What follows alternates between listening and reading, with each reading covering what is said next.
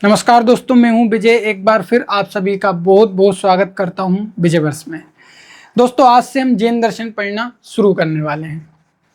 बहुत सारे सवाल मुझसे जैन दर्शन से संबंधित पूछे गए हैं और एक सवाल तो बहुत ज़्यादा पूछा जा रहा है कि भाई आप इतने समय बाद क्लासेस क्यों ले रहे हैं। इतने समय से यूट्यूब चैनल लगभग बंद सा क्यों था। लगभग 1 महीना हो गया है, मैं कुछ खास काम कर नहीं पाया। तो इसके 3-4 कारण हैं। सबसे बड़ा कारण है ये स्मार्ट बोर्ड। स्मार्ट बोर्ड पर ये मेरी पहली क्लास है। अभी तक मैंने स्मार्ट बोर्ड पर कोई क्लास ली नहीं है और इसकी डिलीवरी लेट हुई। काफ़ी परेशान होना पड़ा मुझे। मेरा मन तो ये था कि मैं आपको महावीर जयंती से जैन दर्शन पढ़ाना शुरू करूं, लेकिन इसकी डिलीवरी लेट हुई, इसलिए मैं भी लेट हुआ। और मैंने सोचा था कि यार स्मार्ट बोर्ड पर ही जैन दर्शन पढ़ाना शुरू करूँगा। दूसरी बात कि मुझे इसे चलाना नहीं आता, तो मैंने इसे लगभग 4 से 5 दिन तक सीखा, समझा। और जैन दर्शन क्योंकि बहुत ज़्यादा विस्तृत है, बहुत ज़्यादा व्यापक है और इसके जो शुरुआती सोर्सेस हैं वो हमें मिलते नहीं हैं। जैसे भगवान महावीर से संबंधित अगर हम स्रोतों की बात करें, साहित्यिक या पुरातात्विक स्रोतों की बात करें, तो उतनी संख्या में उतने विस्तृत स्रोत हमें मिलते नहीं हैं। इसलिए इसे पढ़ने में और समझने में, हालांकि मैंने काफ़ी पढ़ा है जैन दर्शन, लेकिन और डीप स्टडी करने में, यूट्यूब वीडियोस देखने में मैंने समय लिया और सोचा कि आपको अच्छी तथ्यात्मक जानकारी दूंगा तो और ज़्यादा बेहतर मज़ा आएगा। तो ये 3-4 कारण थे, इसलिए क्लासेस लेट हो रही थी। जैन दर्शन से संबंधित बहुत सारे सवाल मुझसे पूछे गए हैं। इन सभी सवालों में एक सवाल बहुत ज़्यादा पूछा गया है और वो सवाल ये है कि जैन अमीर क्यों होते हैं। हम सभी जानते हैं कि भारत में या पूरी दुनिया में जैन धर्म या जैन दर्शन को मानने वाला जो समुदाय है उसकी संख्या कुछ खास नहीं है, लाखों में है, उंगलियों पर गिन सकते हैं, ऐसा हम कह सकते हैं। लेकिन ये इतने अमीर क्यों होते हैं, इतने रिच क्यों होते हैं, ये सबसे ज़्यादा पूछा गया सवाल है, जिसका जवाब मैं आपको आज की इस क्लास में दूंगा। दूसरा सवाल ये है कि जो हमारे जैन होते हैं ये हिंदुओं के करीबी क्यों होते हैं। ऐसा क्यों लगता है कि जैन हिंदुओं को सपोर्ट करते हैं। ये सवाल भी मुझसे बहुत ज़्यादा पूछा गया है। इसकी बात भी हम क्लास में आगे करने वाले हैं, बहुत मज़ा आएगा। आज की ये क्लास जैन दर्शन की सामान्य परिचय और इतिहास की क्लास होने वाली है।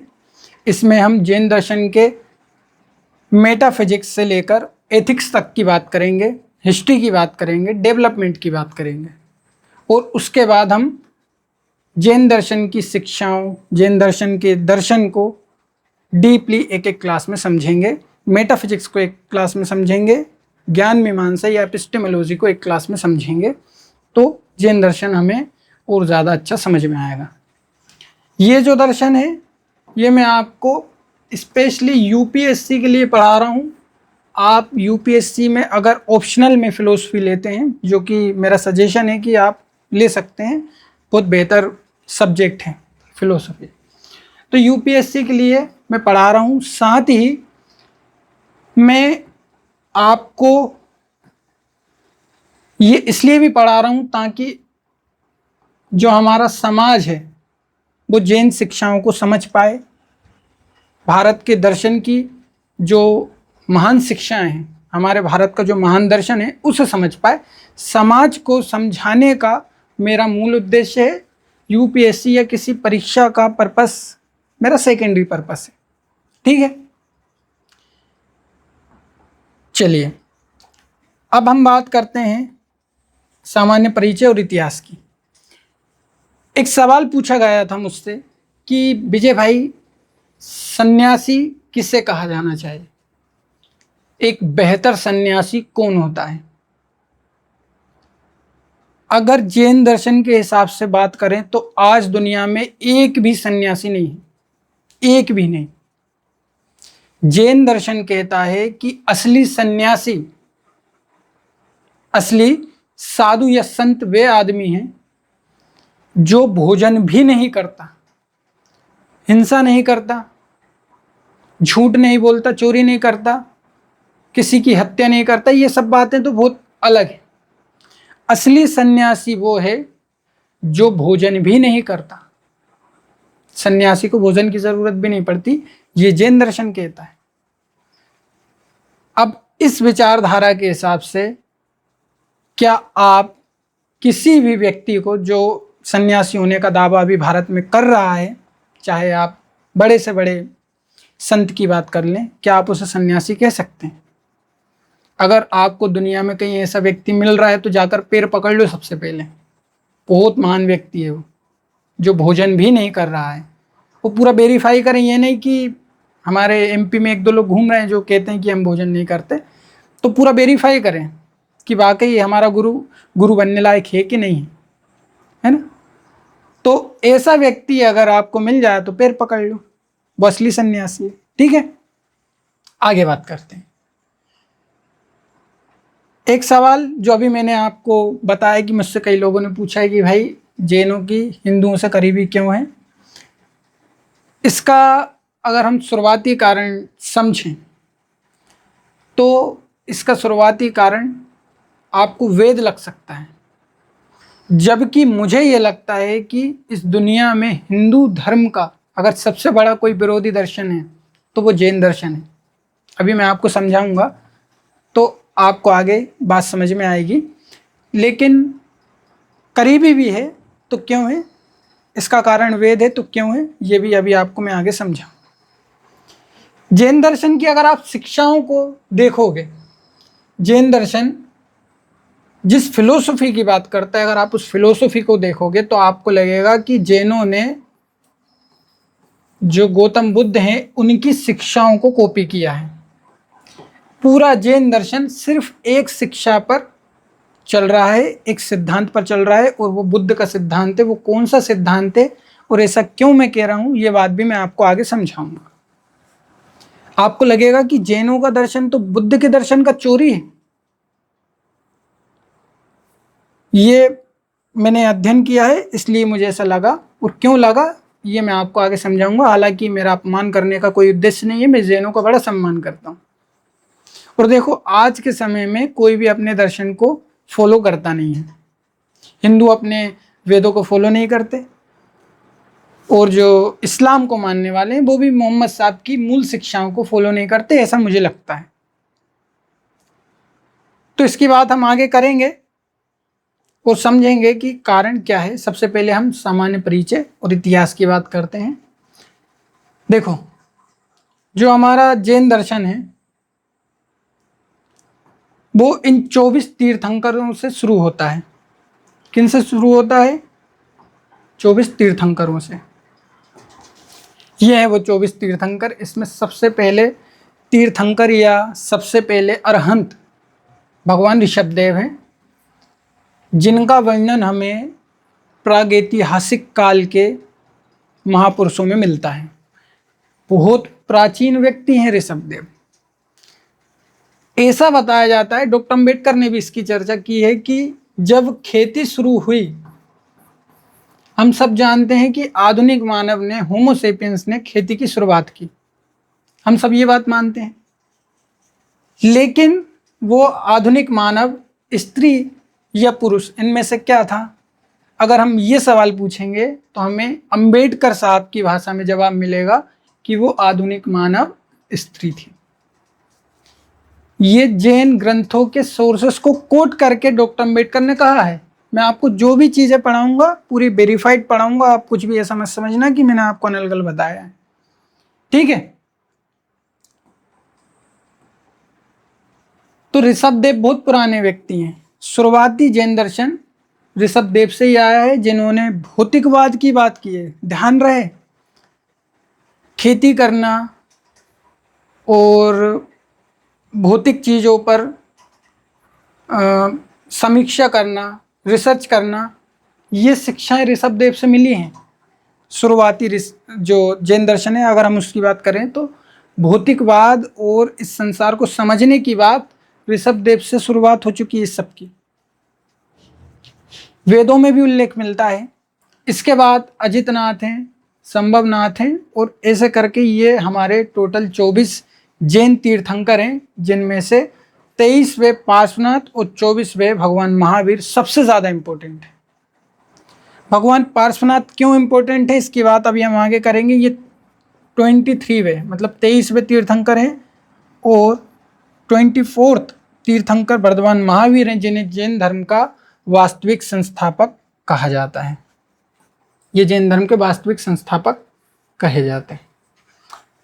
ये आप जो देख रहे हैं ये जैनों का सिंबल है। जैन दर्शन या जैन धर्म के जो लोग हैं उनका ये फॉर्मल सिंबल है, ठीक है, संकेत है ये। चलो थोड़ी सी इतिहास की बात करते हैं। देखो, जैनों के अनुसार जैन मत के प्रवर्तक 24 तीर्थंकर थे, जिनकी बात अभी हमने की। अत्यंत प्राचीन काल से ही इन तीर्थंकरों की एक लंबी परंपरा चली आ रही है। ऋषभ देव इस परंपरा के प्रथम तीर्थंकर माने जाते हैं। जैन धर्म के जो प्रथम तीर्थंकर हैं वो भगवान ऋषभ देव हैं। वर्धमान या महावीर इसके 24वें या अंतिम तीर्थंकर हैं। इनका जन्म ईसा से 6ठी शताब्दी में हुआ था, है ना, लगभग 599 ईसा पूर्व में। कुछ लोग 568 और अन्य डेट भी बताते हैं, है ना। और बाकी के जो तीर्थंकर हैं, जिसमें अगर हम 23वें तीर्थंकर की बात करें जो हमारे पार्श्वनाथ भगवान हैं, वो 8वीं शताब्दी ईसा पूर्व तक के आसपास के बताए जाते हैं। और उनसे पहले के जो 22 तीर्थंकर हैं वो प्रागैतिहासिक बताए जाते हैं, है ना। तो ये एक छोटा सा परिचय है। और एक बात और समझ लो कि तीर्थंकरों को जिन कहते हैं, क्यों कहते हैं, क्योंकि उन्होंने राग द्वेष को जीतकर निर्वाण प्राप्त किया था।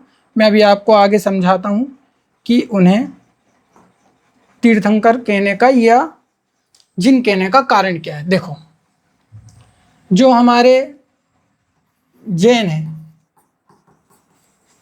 इन्हें जैन क्यों कहते हैं? जैनों को जैन कहने का सबसे बड़ा कारण है कि ये विजेता थे।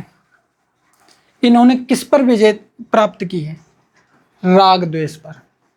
ध्यान रखना, जैन का मतलब होता है विजेता। जैन या जिन का मतलब क्या होता है? विजेता।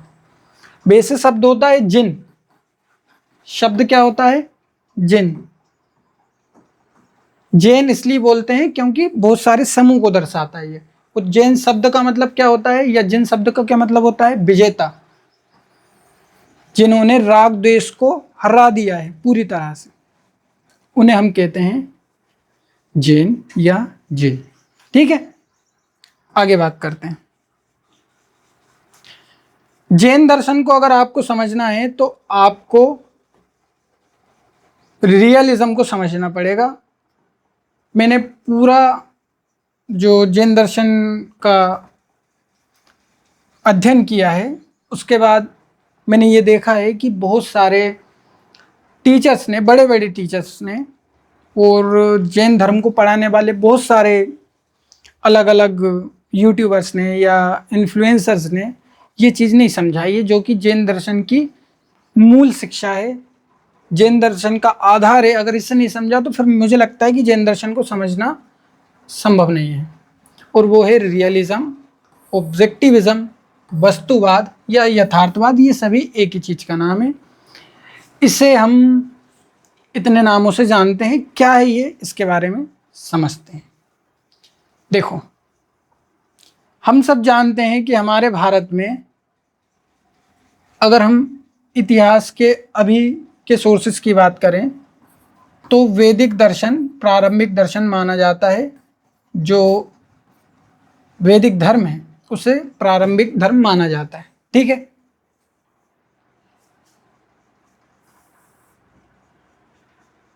वैदिक दर्शन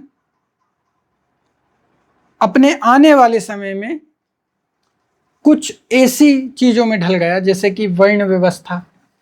हम सब जानते हैं भारत को बहुत ज़्यादा बिगाड़ा है वर्ण व्यवस्था में। भारत के इतिहास की दुर्दशा का अगर सबसे बड़ा कोई कारण है तो वो एक ये कंसेप्ट है, जिससे आज भी छोड़ने के लिए वैदिक धर्म को मानने वाले लोग, जिसे ब्राह्मण या हिंदू धर्म कहा जाता है, उसे मानने वाले लोग तैयार नहीं। ठीक है, हमने देखा कि ऊपर ऊपर की बात हो रही थी, ईश्वर, आत्मा, है ना, रिचुअल्स को मानने की बात। ध्यान रहे, जैन ईश्वर को नहीं मानते, आत्मा को मानते हैं। और ये ऐसी बात नहीं करते कि मतलब ईश्वर है तो नज़र आना ज़रूरी है, सलीका ही नहीं उन्हें देखने का जो कहते हैं कि ईश्वर है उन्हें नज़र आना ज़रूरी है। ये सब बकवास बातें हैं। जैनों को ईश्वर नहीं देखे इसका मतलब ये नहीं है कि इनकी रिसर्च कमज़ोर थी, है ना। जो बरेलवी साहब का एक शेर है कि जो कहते हैं कि ईश्वर दिखता नहीं है, तो उनके लिए उन्होंने एक शेर लिखा कि सलीका ही नहीं उन्हें देखने का जो कहते हैं कि ईश्वर है तो नज़र आना ज़रूरी है। इनको नहीं दिखा, बौद्धों को भी नहीं दिखा। ठीक है, तो कारण क्या था यथार्थवादी या वस्तुवादी होने का? पहले ये समझो भाई, ऊपर ऊपर की बात हो रही, ईश्वर की बात हो रही है, आत्मा की बात हो रही, रिचुअल्स की बात हो रही है, मैं बड़ा हूँ तू छोटा है, ऐसी बात हो रही है। और उस समय एक व्यक्ति जिसका नाम है वर्धमान महावीर, ठीक है, जिसे क्षत्रिय बताया जाता है, ये निकला है। डॉक्टर अम्बेडकर कहते हैं कि ये क्षत्रिय और ब्राह्मण की लड़ाई थी।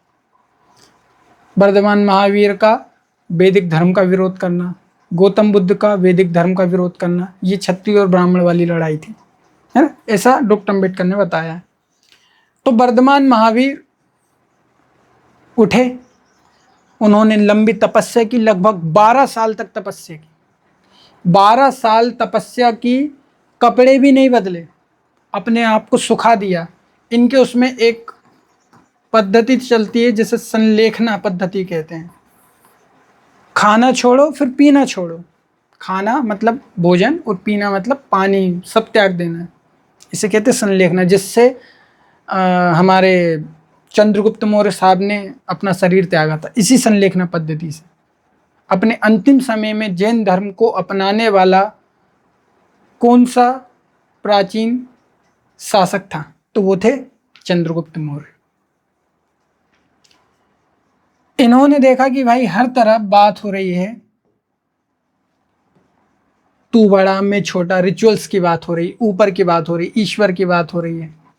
जैसे कि गौतम बुद्ध ने भी कहा कि ये मत ढूंढो कि अंतिम सत्य क्या है, ये मत ढूंढो कि ईश्वर कहाँ है, दुनिया बनाने वाला कौन है। अपने अंदर जो तीर लगाए पहले इसको निकालो, है ना भाई। आप दुख के इस घेरे में घिरे हुए हैं, हर एक मनुष्य दुख के इस घेरे में घिरा हुआ है।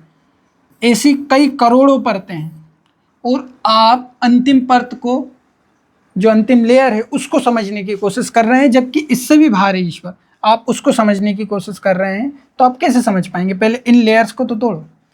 ये किसने कहा? ये कहा भगवान गौतम बुद्ध ने। तो महावीर साहब जो थे, महावीर जैन या महावीर स्वामी, उन्होंने इस चीज़ का बड़ा विरोध किया, और उन्होंने अपनी फिलोसफी में स्थान दिया यथार्थवाद को। यथार्थवाद का जो जनक माना जाता है वो अरस्तु को माना जाता है, जबकि ऐसा नहीं है।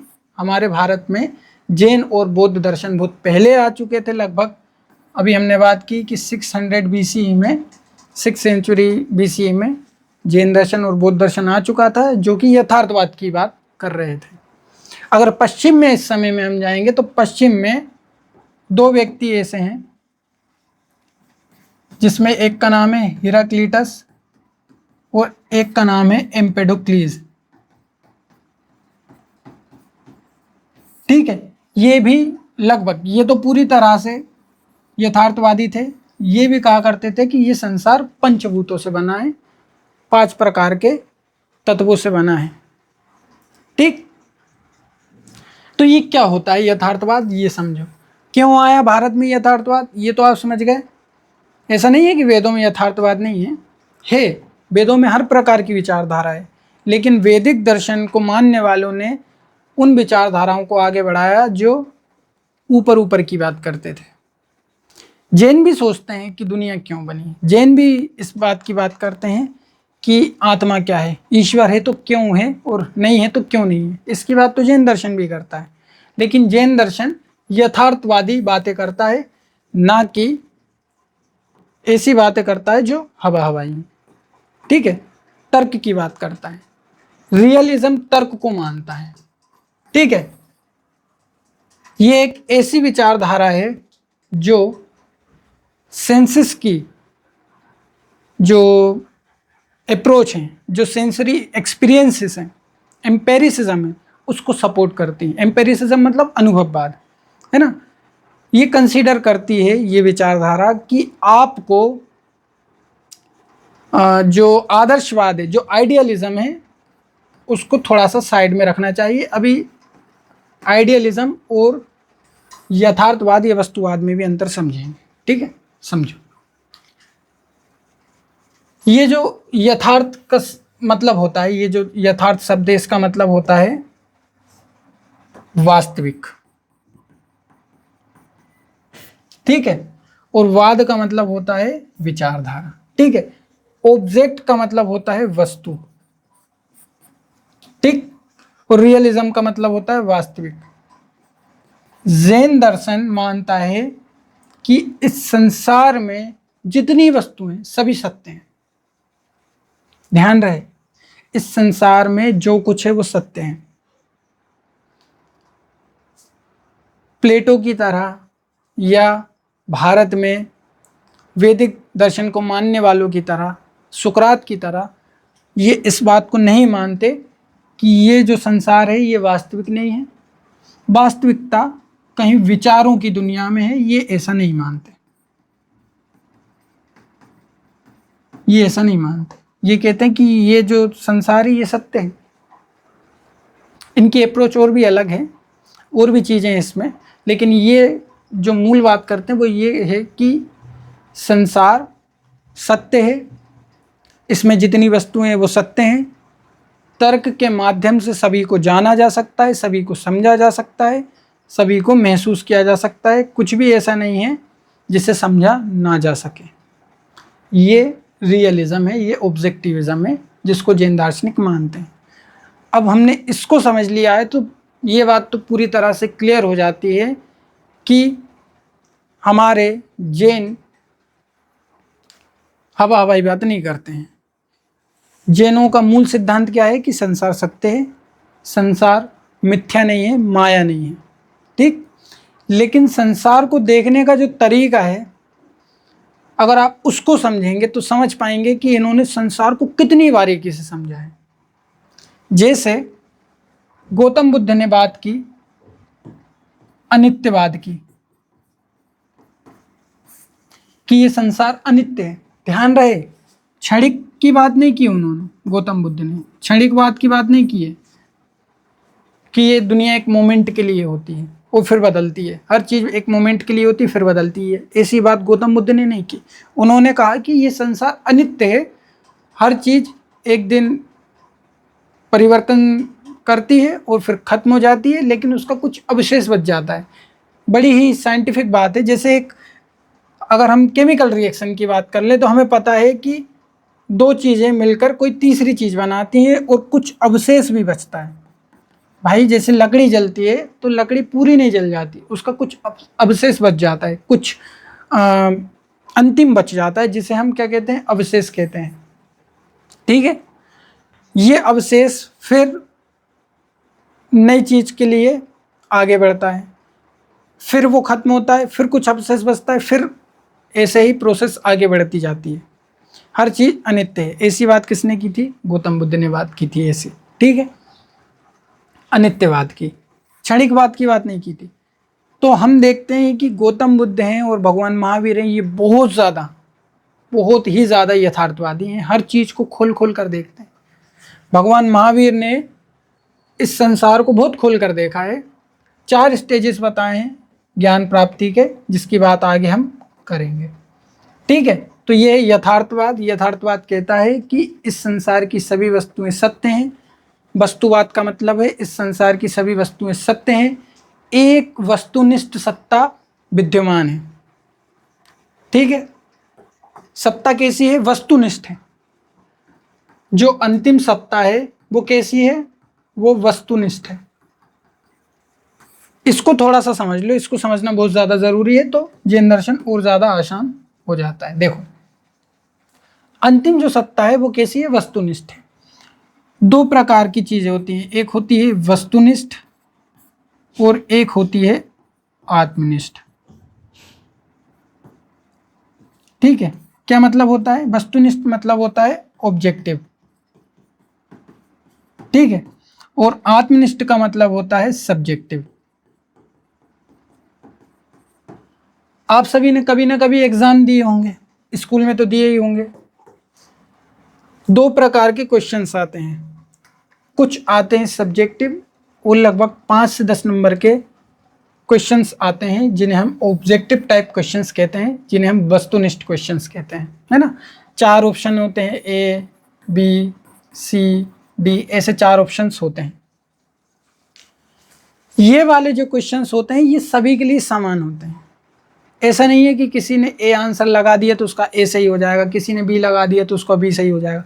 सभी स्टूडेंट्स के लिए कोई भी एक विकल्प फाइनल आंसर होता है, इसे कहते हैं वस्तुनिष्ठ क्वेश्चन। फिर कुछ ऐसे क्वेश्चन आते हैं जैसे शॉर्ट टर्म और लॉन्ग टर्म क्वेश्चन, जिन्हें आप अपने हिसाब से डिज़ाइन कर सकते हैं, आप अपने हिसाब से लिख सकते हैं। ये आत्मनिष्ठ हैं, जिन्हें आप अपने हिसाब से तय कर सकते हो। हालांकि अगर बात की जाती है कि भाई पृथ्वी के घूर्णन गति के बारे में लिखो, है ना, सर्कुलर मोशन के बारे में लिखो, तो आप उसको कैसे बताओगे? आप पूरा लिखकर समझाओगे कि सर्कुलर मोशन ऐसे होता है, इतने कोण पर पृथ्वी झुकी हुई, सारी चीज़ें बताओगे, लेकिन आप अपने हिसाब से उसको डिज़ाइन कर सकते हैं। ठीक है, ये होती है सब्जेक्टिविटी। तो जैन दार्शनिक कहते हैं कि ये जो संसार है, इसकी जो अंतिम सत्ता है, जो अंतिम सत्य है, वो कैसा है? वो वस्तुनिष्ठ है। ये वस्तुवाद की एक खासियत है, जो सभी के लिए कैसी है? सभी के लिए समान है। ठीक है, जो सभी को समान रूप से प्रभावित करती है, ये है वस्तुवाद। ठीक, तो इससे एक बात तो क्लियर हो गई कि जो हमारे जैन दार्शनिक हैं वो यथार्थवादी हैं, हवा हवाई बातें नहीं करते, सत्य को वस्तुनिष्ठ मानते हैं, है ना। सत्य की विचारधारा, अभी अनेकांतवाद को समझेंगे और सत्य को जानने के जो 4 स्टेप्स हैं उसको समझेंगे तो और ज़्यादा क्लियर हो जाएगी। चलो आगे बात करते हैं। देखो, जैन मत में तीर्थंकरों और ईश्वर का स्थान, इसको समझना बहुत ज़्यादा इंपॉर्टेंट है।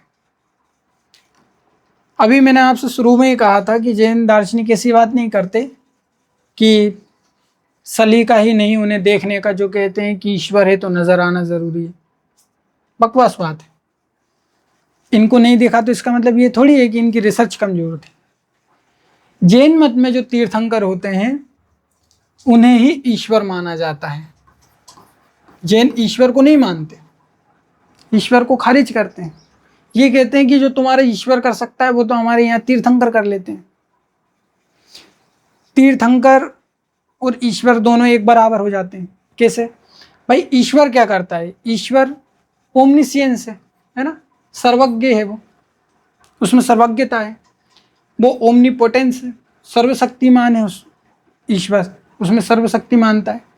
वो सिद्ध है ना, परफेक्ट है। तो ये तो हमारे यहाँ योग साधना के माध्यम से कौन हो जाते हैं? हमारे तीर्थंकर हो जाते हैं। तो फिर हम ईश्वर को माने क्यों? क्योंकि भाई तीर्थंकर और ईश्वर में कोई तो फर्क होना चाहिए ना, तब तो हम ईश्वर को ईश्वर जैसा माने। ईश्वर सर्वशक्तिमान होता है तो हमारे यहाँ तो आदमी हो जाता है सर्वशक्तिमान।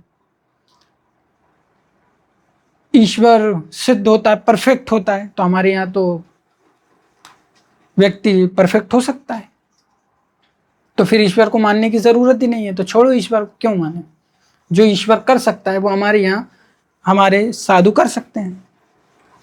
वो भूत देख सकते हैं, भविष्य देख सकते हैं, है ना, प्रेजेंट में क्या हो रहा है क्या नहीं होगा, ये सारी जानकारी उन्हें होती है। उन्हें किसी का चेहरा पढ़ने की शक्ति प्राप्त हो जाती है योग साधना के माध्यम से। उन्हें सब पता होता है, वो वस्तुओं को प्रकट भी कर सकते हैं, वस्तुओं को डिस्ट्रॉय भी कर सकते हैं, वो सर्वशक्तिमान होते हैं, वो कुछ भी कर सकते हैं, इतने पावरफुल होते हैं तीर्थंकर जैन दर्शन। तो जैन दार्शनिक ईश्वर को नहीं मानते, जरूरत ही नहीं है ना, जरूरत ही महसूस नहीं होती। तो क्यों नहीं मानते? कारण है कि उन्हें ईश्वर में और तीर्थंकर में कोई अंतर समझ में ही नहीं आया, जरूरत ही नहीं पड़ी ईश्वर को मानने की। ठीक, बात की जाएगी कि संसार को किसने बनाया, तो अभी आगे चल के इसका जवाब जैन दार्शनिक आपको देंगे। ठीक है, आगे बढ़ते हैं। आगे बढ़ेंगे तो ये जो फिलोसफी है कि हमारे जो तीर्थंकर हैं वो योग साधना के माध्यम से परफेक्ट हो जाते हैं, ओमनिसियंस हो जाते हैं, ओमनीपोटेंस हो जाते हैं, वो सिद्ध हो जाते हैं, वो कुछ भी कर सकते हैं। इससे कहा जाता है फंडामेंटल ऑप्टिमिज्म। आप सबने मुझसे एक सवाल पूछा है ना कि जैन इतने अमीर क्यों होते हैं, उसका कारण ये है, जैन रेडिकल या फंडामेंटल ऑप्टिमिज्म, इसे मौलिक आशावाद कहते हैं। भारत के दर्शन पर पश्चिमी दर्शन एक आरोप लगाता है। ठीक है, इसको मिटा देता हूँ। भारत के दर्शन पर पश्चिमी दर्शन एक आरोप लगाता है कि भारत का दर्शन तो दुख में है, भारत का दर्शन तो निराशावादी है, कुछ खास नहीं है भारत के दर्शन में। ये वेस्ट की फिलोसफी आरोप लगाती भारत के दर्शन।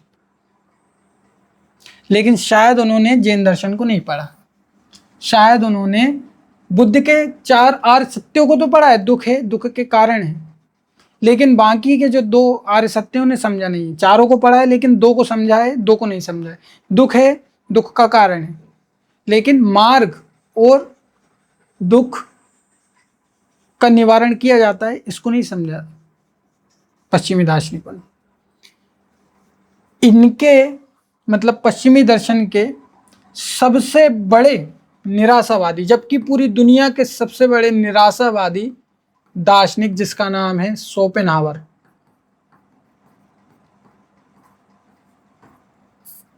वो कहता है कि ये दुनिया बिल्कुल बेफिजूल है, ये सबसे बड़ा निराशावादी है। ध्यान रखना, बौद्ध दर्शन की शुरुआती 2 शिक्षाएं दुख है और दुख का कारण है, वो निराशावादी है, लेकिन बाद की 2 शिक्षाएं आशावादी हैं। जैन दर्शन पूरी तरह से आशावादी है, ऐसा नहीं है। अभी मैं आगे और समझाऊंगा तो आप समझ पाओगे कि मैं क्या समझाना चाह रहा हूं। ये कहता है कि सबसे ज्यादा खुश नसीब वो लोग हैं जो कभी पैदा ही नहीं हुए, सबसे ज्यादा खुश नसीब। उपनिषदों की पूजा करता है, ये कहता है कि उपनिषद पढ़ने में जो मजा है वो सेक्स करने में भी नहीं है, ये व्यक्ति कहता है शोपेनहावर। शोपेनहावर कहता है कि 1 नंबर पे कौन है खुश नसीब, जो कभी पैदा ही नहीं हुआ। दूसरे नंबर पर खुश नसीब वो है जो पैदा हुआ और मर गया, दूसरे नंबर पर खुश नसीब वो है। तीसरे नंबर पर खुश नसीब वो हैं जो पैदा हुए हैं और जी रहे हैं लेकिन कुछ समय बाद मर जाएंगे, वो तीसरे नंबर पे हैं। ये कहते हैं कि सबसे ज्यादा बदनसीब वो हैं जो अभी तक जी रहे हैं, खुशनसीब वो हैं जो पैदा नहीं हुए। खुशनसीब वो जो हैं वो पैदा हुए और मर गए, बदनसीब वो हैं जो पैदा हुए और अभी तक जी रहे हैं। और चौथे नंबर पर वो लोग आते हैं जो पैदा हुए, जी रहे हैं और आगे भी जीने की तमन्ना रखते हैं। ये शोपेनहावर ने कहा है, इतना ज्यादा निराशावादी व्यक्ति है। ये कहते हैं कि संसार किसी काम का नहीं, हम क्यों हैं इस संसार में, क्या कर रहे हैं यहाँ पे। तो जैन क्या कहते हैं, जैन कहते हैं कि नहीं, ऐसा नहीं होता।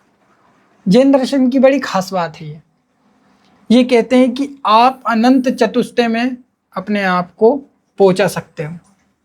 आप नॉलेज, परसेप्शन, ब्लिस और पावर, इन चारों को प्राप्त कर सकते हो, नॉलेज, परसेप्शन, ब्लिस, पावर। किसके माध्यम से? योग के माध्यम से, साधना के माध्यम से, तपस्या के माध्यम से, है ना। जो तीर्थंकर हुए हैं,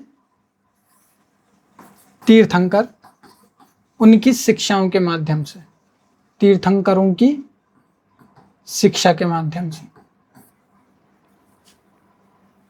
ये निराशावादी बात नहीं करते, इसलिए इसे कहा जाता है मौलिक आशावाद। इनके दर्शन में आपको निराशावाद का अभाव मिलेगा, एब्सेंस ऑफ पेसिमिज्म का अभाव मिलेगा आपको, है ना। ये मानना कि संसार दुखमय है लेकिन उससे छूटना संभव है, ये तो मानते हैं कि संसार दुखमय है। ये बुद्ध के 4 आर्य सत्यों को भी मानते हैं। भारत नहीं बल्कि पूरी दुनिया के प्रत्येक धर्म ने, प्रत्येक दर्शन ने जैन और बौद्ध दर्शन के प्रारंभिक शिक्षाओं को, मूल शिक्षाओं को, फंडामेंटल जो टीचिंग्स हैं उसे एक्सेप्ट किया। दुनिया के हर एक दर्शन ने, डिनाई नहीं कर सकते ना। दुख है, सबको दिख रहा है, कोई शक है इसमें? नहीं। ठीक, ये एक बहुत बड़ा कारण है कि जैन अमीर होते हैं, है ना। इसकी बात कर लेते हैं कि जैन अमीर क्यों होते हैं। इस क्वेश्चन का जवाब मैं आपको दे देता हूं। ठीक, यहां लिख लेता हूं मैं, जैन अमीर क्यों होते हैं। मुझे लगता है कि इतना मैंने आपको समझाया तो आप समझ गए होंगे। ये आध्यात्मिक प्रगति की बात करते हैं। इनके दर्शन में यह है कि आप अपने आप को ऊपर उठा सकते हो, आप अपने आप को श्रेष्ठ बना सकते हो, आप अपनी प्रगति कर सकते हो, आप अपनी प्रोग्रेस कर सकते हो। और यही कारण है कि जैन अमीर होते हैं और उनकी लाइफस्टाइल बहुत अच्छी होती है। क्यों? क्योंकि ये प्रगति की बात करते हैं। भाई, दुनिया के बहुत सारे ऐसे धर्म हैं जो प्रगति का विरोध करते हैं। हिमालय में चले जाओ, तपस्या करो। हिंदू धर्म ऐसा नहीं है, ध्यान रहे। बहुत सारे लोग ये सोचते हैं कि हिंदू धर्म ने भारत को सफल होने से रोका है। गलत बात है, पूरी तरह से गलत बात है। हाँ, वर्ण व्यवस्था और जातिवाद जैसी घिनौनी चीज़ों ने, बेकार चीज़ों ने भारत को और हिंदू धर्म को उतना सफल होने से रोका है जितना कि बाकी के दर्शन और धर्म हुए हैं।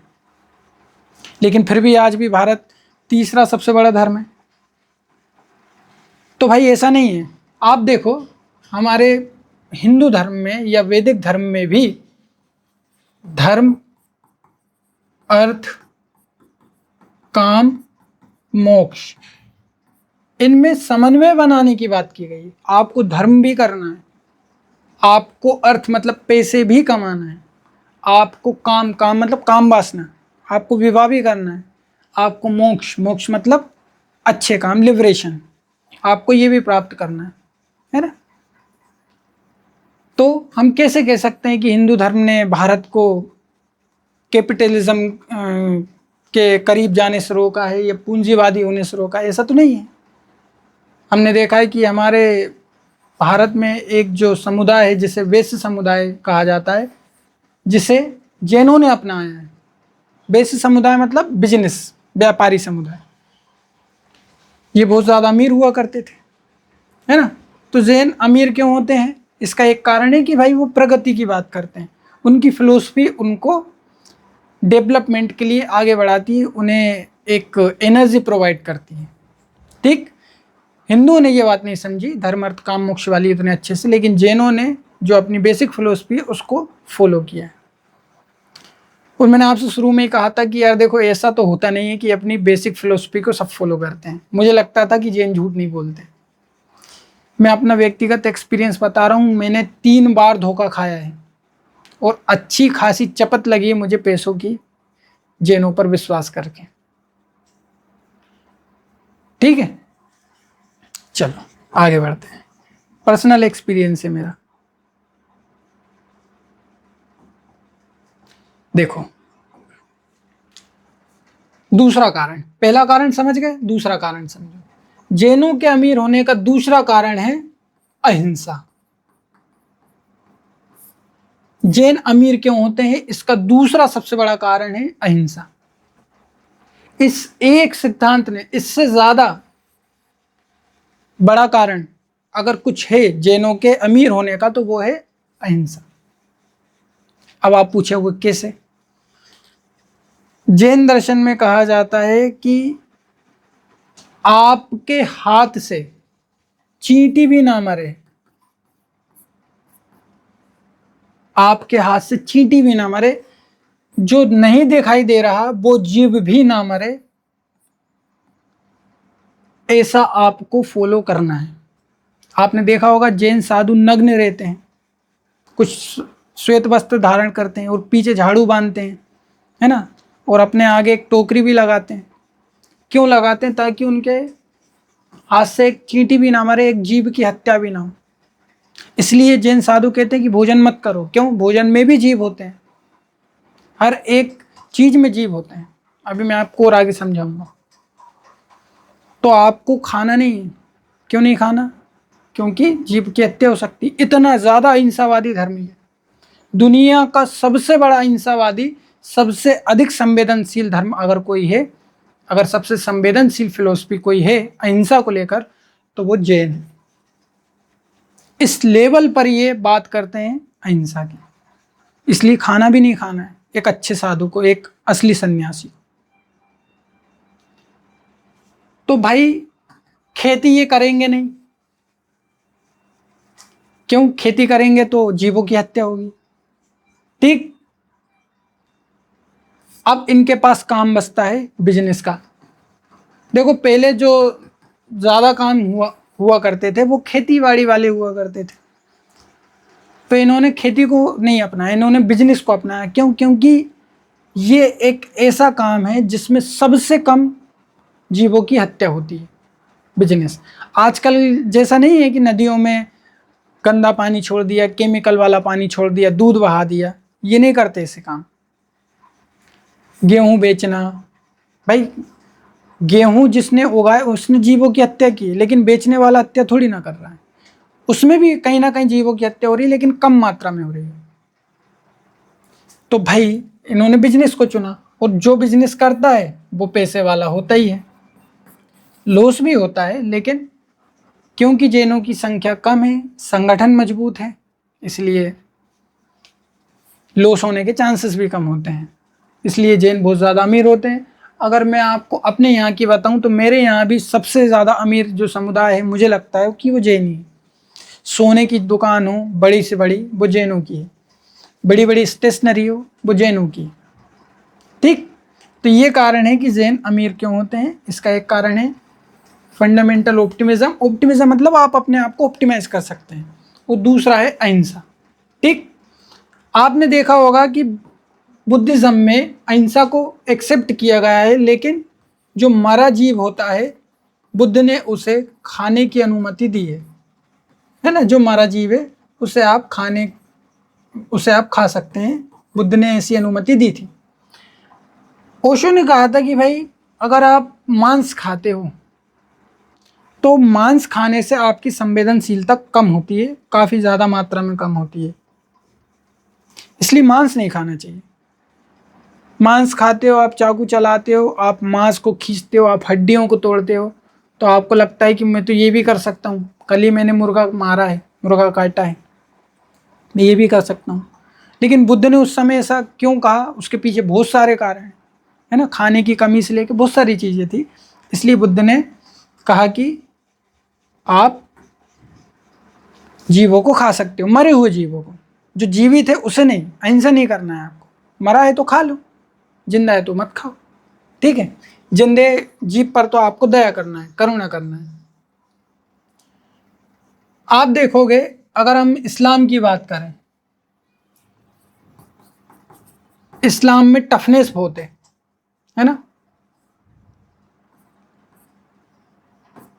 टफनेस का मतलब है कट्टरता से। कट्टरता का मतलब ये नहीं है कि काटने मारने वाला काम। कट्टरता से मतलब है कि रूढ़िवादिता ज़्यादा है ना। क्यों है? उसका कारण है मांस।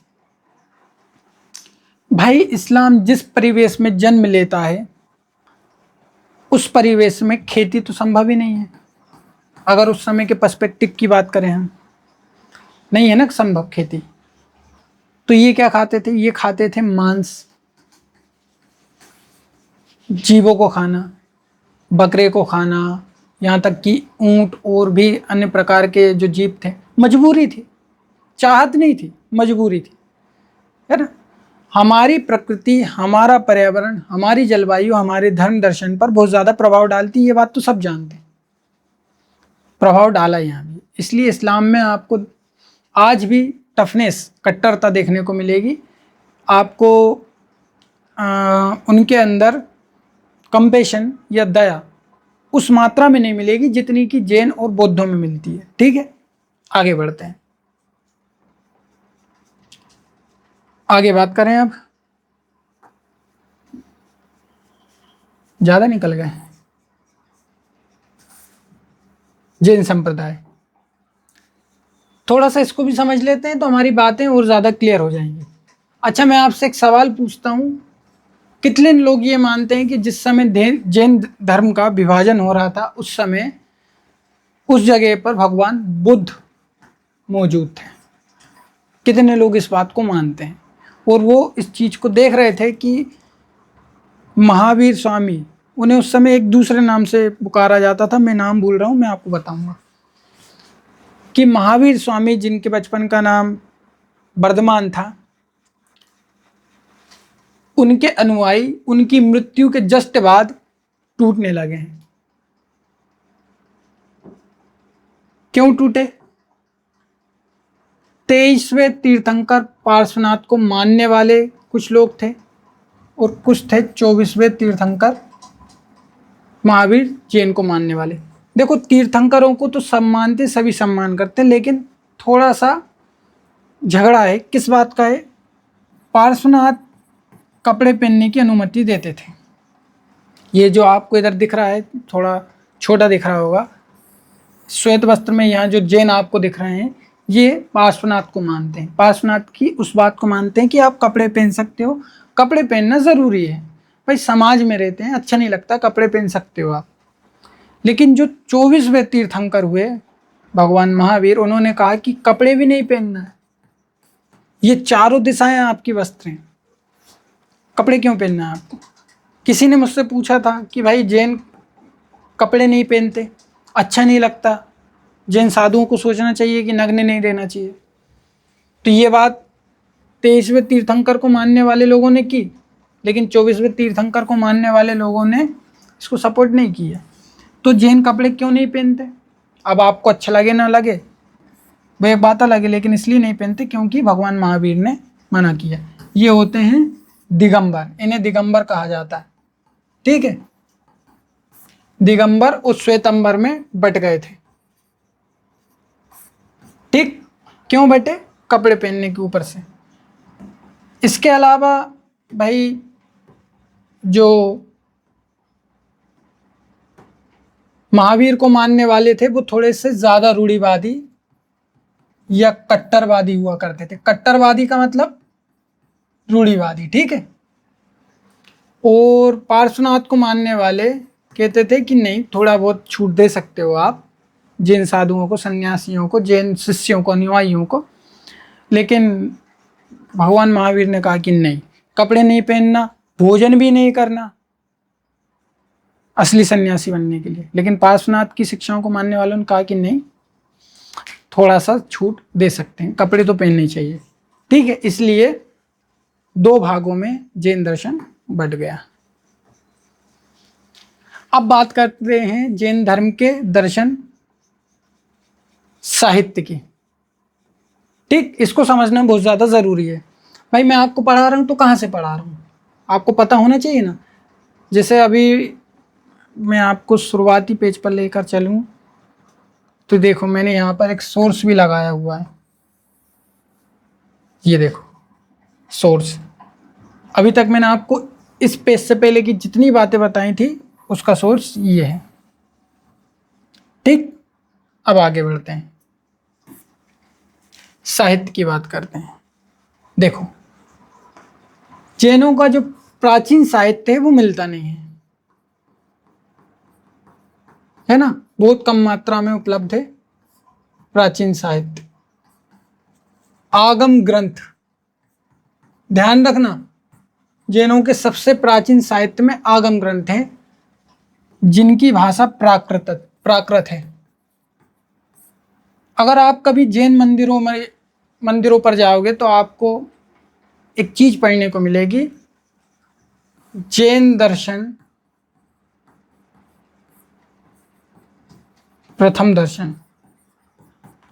ठीक है, जैन या जिन दर्शन प्रथम दर्शन। जैन मानते हैं कि दुनिया में सबसे पहला दर्शन किसी का आया है तो वो जैनों का आया है। क्या मानते हैं जैन दार्शनिक? दुनिया में सबसे पहला दर्शन अगर किसी का आया है तो वो जैनों का आया है, क्योंकि ऋषभदेव बहुत प्राचीन व्यक्ति है, वैदिक काल के टाइम पीरियड के हैं, जब वेदों की शुरुआत हुई उस समय के हैं। भारत के कुछ प्राचीन दर्शनों में और दुनिया के कुछ प्राचीन दर्शनों में एक जैन का नाम आता है, बौद्ध का नाम आता है। ठीक है, बुद्ध फिर भी जैन धर्म के बाद आया है, जबकि आज के कुछ सोर्सेस कहने लगे हैं कि बहुत सारे बुद्ध इससे पहले भी हो चुके थे, है ना। सुमेरिया के धर्म का नाम आता है, ईरान के पारसी धर्म का नाम आता है, ठीक, बेबीलोनिया की सभ्यता की बात की जाती है, मिस्र के धर्म का नाम आता है, ऐसे बहुत सारे प्राचीन धर्म का नाम आता है। ठीक, तो जो सबसे पुराना ग्रंथ है वो है आगम साहित्य। सबसे पुराना साहित्य जो है वो जैनों का आगम साहित्य। ठीक, इसके बाद जैनों ने संस्कृत भाषा को भी अपनाया। क्यों अपनाया?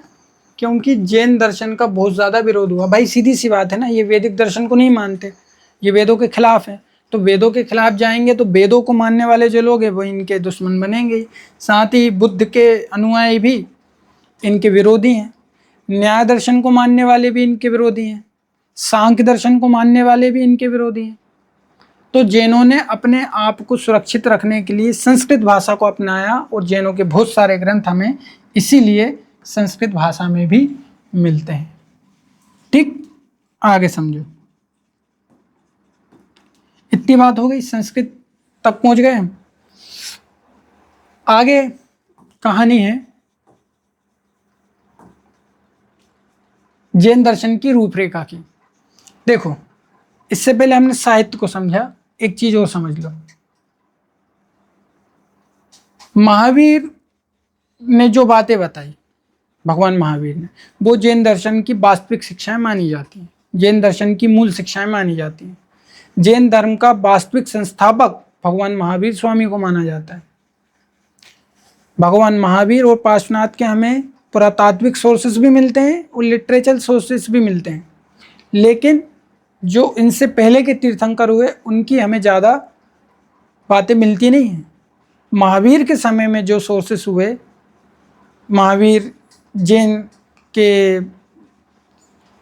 आने के बाद जो जैन दर्शन आगे बढ़ा, उसके जो सोर्सेस हुए उसके हमें अब सोर्सेस नहीं मिलते हैं। मतलब जो किताबें, जो ग्रंथ महावीर स्वामी के समय लिखे गए थे वो आगे चलकर विलुप्त होते गए। ठीक, हमें जैन दर्शन की जो महावीर स्वामी की जो जानकारी है वो कहाँ मिलती है? वो हमें मिलती है अन्य दर्शनों में। जैसे चारवाक दर्शन की जानकारी हमें कहाँ मिलती है? अन्य दर्शनों में मिलती है। आलोचना की गई, ऐसी जैन दर्शन की भी आलोचना की गई कि जैनों ने ऐसा ऐसा कहा, लेकिन ऐसा होता नहीं है। न्याय दर्शन ने कहा, जैन कहते हैं कि आत्मा में विस्तार का गुण होता है, जितना बड़ा शरीर उतनी बड़ी आत्मा हो जाती है। तो न्याय दर्शन को मानने वाले कहते हैं कि जैन ऐसे ऐसे मानते हैं, लेकिन ऐसा होता नहीं है। आत्मा तो छोटी सी होती है, परमाणु स्वरूप होती है, अणु परमाणु बात को मानते हैं वो, है ना। चलो समझते हैं अब आगे जैन दर्शन की रूपरेखा। जैन दर्शन एक अहिंसावादी धर्म है, ध्यान रखना। जैन दर्शन कैसा धर्म है? एक अहिंसावादी धर्म है, पूरी तरह से ये अहिंसावाद को मानता है, और ये ही जैनों के सबसे बड़े अमीर होने का कारण है।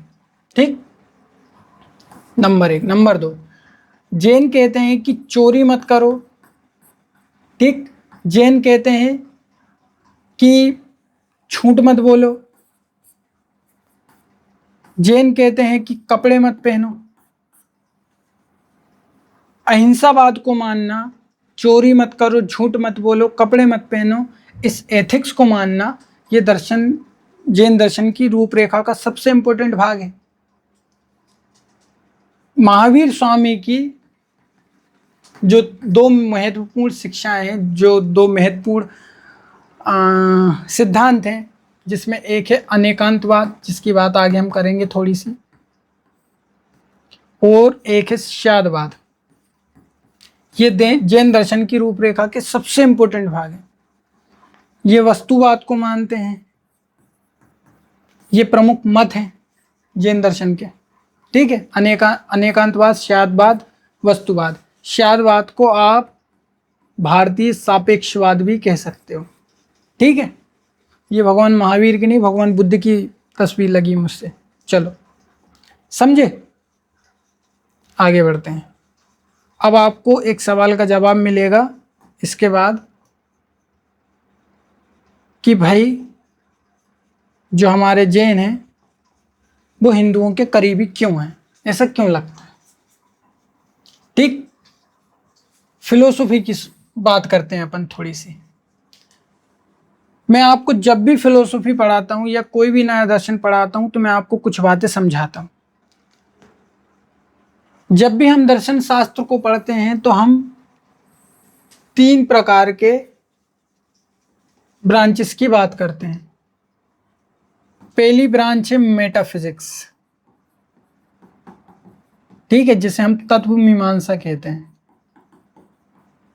दूसरी है एपिस्टेमोलॉजी, इंपॉर्टेंट ब्रांच ये है, ठीक है, जिसे हम ज्ञान मीमांसा कहते हैं।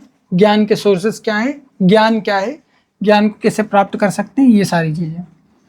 और नंबर 3 पर आ जाता है एथिक्स, जिसे हम नीति शास्त्र कहते हैं, जो ये सिखाता है कि क्या करना चाहिए, क्या नहीं करना चाहिए, ठीक है। ये सारी चीजें सिखाता है। जैनों का मेटाफिजिक्स हमको पढ़ना है, जैनों का एपिस्टेमोलॉजी हमको पढ़ना है, जैनों के एथिक्स को हमको पढ़ना है। एथिक्स समझना आसान है, एपिस्टेमोलॉजी और मेटाफिजिक्स इंपॉर्टेंट है, इसको हम समझेंगे। जैनों के अगर हम मेटाफिजिक्स की बात करें तो इसमें सबसे इंपॉर्टेंट सिद्धांत है अनेकांतवाद, ठीक है। मैंने प्रमाण विचार लिख कर रखा है ना। चलो तो पहले प्रमाण विचार की, ये ज्ञान मीमांसा की बात करते हैं। देखो जैनों का प्रमाण विचार या ज्ञान मीमांसा या एपिस्टेमोलॉजी, इसको समझते हैं, थोड़ा सा समझेंगे, अभी इंट्रोडक्शन की बात हो रही है। जैन दार्शनिक कहते हैं कि जो ज्ञान है वो स्वयं से परिभाषित होता है। भगवान महावीर ने कहा था ज्ञान को परिभाषित करने की आवश्यकता नहीं है, ज्ञान को किसी की परिभाषा की आवश्यकता नहीं है। आप नहीं करोगे तो भी ज्ञान ज्ञान ही रहेगा। आप मत कहो कि सूर्य पूर्व से उगता है, आपके कहने और नहीं कहने से क्या होता है, वो तो पूर्व से ही उग रहा है, ठीक है। आप मत कहो कि सूरज रोशनी देता है, आप मत दो परिभाषा। आप मत कहो कि सूर्य का प्रकाश स्वयं का प्रकाश है, वो तो दिख रहा है ना। 100 लोगों के मना करने से कि सूर्य प्रकाश नहीं दे रहा है, 100 लोगों के ये कहने से कि सूर्य पूर्व से नहीं उग रहा है, जो हम लोग मानते हैं कि पूर्व से उगता है, तो ये बात तो सच हो नहीं जाती है ना, ये तो झूठ ही रहेगी ना।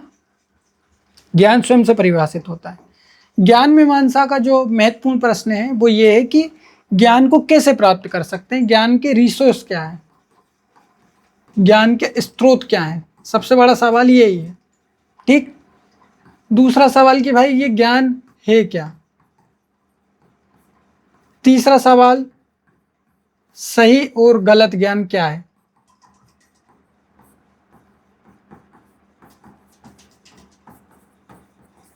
ये बड़े प्रश्न हैं। तो जैन दार्शनिक क्या कहते हैं, ज्ञान वह है जो स्वयं से परिभाषित हो। मैं विजय हूं, ये आपको बताने की ज़रूरत तो है नहीं। कोई अगर आपसे कितने ही कहे कि विजय नहीं है, ये तो अजय है, तो इससे कुछ हो तो जाता नहीं है। और मैंने आपको बताया था कि ये वस्तुवाद को मानते हैं, यथार्थवाद को मानते हैं, रियलिज्म को मानते हैं। तो इनके लिए ज्ञान भी कैसा होगा? वस्तुवाद ही होगा। ये कहते हैं कि वस्तुएं अपने आप को स्वयं एक्सप्लेन करती हैं। देखो, इस संसार में दो प्रकार की वस्तुओं की ये बात करते हैं। एक वस्तु जो जीवित है, ठीक है, और एक वस्तु जिसमें जीवन नहीं है, जिसे अजीव कहते हैं, ठीक। और ये जो वस्तुएं ये कैसी हैं? ये अस्तिकाएं हैं। कैसी हैं ये? अस्तिकाएं। और एक होती है कैसी? नास्तिकाएं, ठीक। एक होती है अस्तिकाएं और एक होती है नास्तिकाएं। अस्तिकाएं का मतलब होता है जो जगह घेरती है। अब जीव में आप सोचो कि आत्मा का नाम भी आता है। अजीब का मतलब तो हो गया द्रव्य, अजीब का मतलब तो हो गया पदार्थ, है ना। लेकिन आत्मा कैसे जगह घेरेगी? आपने कभी सुना है कि आत्मा जगह घेरती है? आत्मा 10 बाई 10 के कमरे में बनती है, आत्मा दीवार तोड़कर अंदर आती है। अरे आत्मा को क्या जरूरत है? आपने कभी सुना? लेकिन जैनों का ये जो नया सिद्धांत है ये कहता है कि आत्मा जगह घेरती है, ठीक। आत्मा में एक गुण होता है जिसे विस्तार का गुण कहते हैं, जिसके बारे में हम आगे समझेंगे। समझ गए? तो ज्ञान इनके हिसाब से वस्तुएं खुद बता देती हैं कि वो क्या है। बस हमारे आंखों पर एक पर्दा रहता है जिसे हटने की देरी रहती है, ठीक। तो ज्ञान क्या है? स्वपरिभाषी है, स्वयं से परिभाषित होता है, किसी परिभाषा की ज्ञान को जरूरत नहीं है। पर्दा हटते जाता है, सच्चाई सामने आती जाती है, ठीक। तो आगे समझो आप। इसके बाद है शादवाद। सवाल ये होना चाहिए कि भाई ज्ञान अगर है तो उसे सही या गलत कैसे कह सकते हैं? भाई अगर हमने ये कह दिया कि ज्ञान स्वयं से परिभाषित होता है, लेकिन इसे सही या गलत कैसे माने, तो इसका जवाब भगवान महावीर ने दिया है शादवाद। आप हर चीज के आगे शाद लगाओ। शाद भारत में 8 बजे हैं, शायद अमेरिका में 9 बजे हैं, शायद मैं इंसान हूं, शायद मैं विजय हूं, ठीक। इस प्रकार की बातें आप करो शायद लगाकर। अब आपको अगले सवाल का जवाब देता हूं मैं, और अगला सवाल ये है कि बुद्ध के दर्शन और जैन दर्शन में समानता क्या है?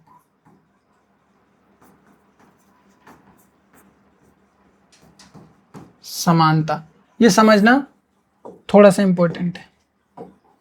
देखो, अभी हम शाद की बात कर रहे हैं ना। शादवाद कहता है कि हर चीज के आगे शाद लगाना चाहिए, इससे आपके किसी भी बात की जो परफेक्शन है वो बढ़ जाती है ना। देखो, बुद्ध का एक सिद्धांत है जिसे मध्यम मार्ग कहा जाता है या मध्यमवाद कहा जाता है ना। फिलोसफी ऑफ मिडिल पाथ, हम सब इसके बारे में जानते हैं। अगर आप जैन दर्शन को पढ़ोगे गहराई से, तो जैन दर्शन भी पूरी तरह से मध्यम मार्ग को मानता है, पूरी तरह से। यहां बात उल्टी भी हो सकती है। जैन बुद्ध के दर्शन को फॉलो करते हैं, आप ऐसा भी बोल सकते हो, और बुद्ध को मानने वाले जैन दर्शन को फॉलो करते हैं, आप ऐसा भी बोल सकते हो, क्योंकि भगवान महावीर का जन्म भगवान गौतम बुद्ध से बहुत पहले हुआ था। इसलिए आप दोनों प्रकार की बातें कर सकते हो। जबकि बुद्ध के दर्शन को मानने वाले जैन दर्शन को फॉलो करते हैं, ये बात आप ज़्यादा कह सकते हो, लेकिन मध्यम मार्ग की बात महावीर की शिक्षाओं में नहीं मिलती है, जो कि हमें डायरेक्टली गौतम बुद्ध की शिक्षाओं में मिलती है। इसलिए कॉन्ट्रडिक्शन लगेगा आपको मेरी बात में, ठीक। अगर आप इनसे पूछोगे कि क्या आत्मा होती है, तो न्याय दर्शन को मानने वाले कहते हैं कि आत्मा छोटी सी होती है, ये आत्मा को मानते हैं, ठीक है। और बौद्ध दर्शन को और चार्वाक दर्शन को मानने वाले कहेंगे कि आत्मा नहीं होती है, हालांकि बुद्ध ने नहीं कहा कभी कि आत्मा नहीं होती है, ठीक। वेदांत को मानने वाले कहेंगे कि जो आत्मा है वो बहुत बड़ी है और एक है, ये कहते हैं आत्मा अनंत है, बहुत सारी। ये कहते हैं कि आत्मा ना तो बहुत सारी है, ना ही आत्मा बहुत बड़ी है, ना तो आत्मा बहुत छोटी है, जैसे कि ये लोग कहते हैं कि आत्मा छोटी सी होती है, अणु के बराबर, परमाणु के बराबर। ये कहते हैं ना ही आत्मा बहुत बड़ी होती है। ये मध्यम मार्ग को मानते हैं कि आत्मा में शरीर के विस्तार के बराबर विस्तार करने का, एक्सपेंड होने का गुण होता है।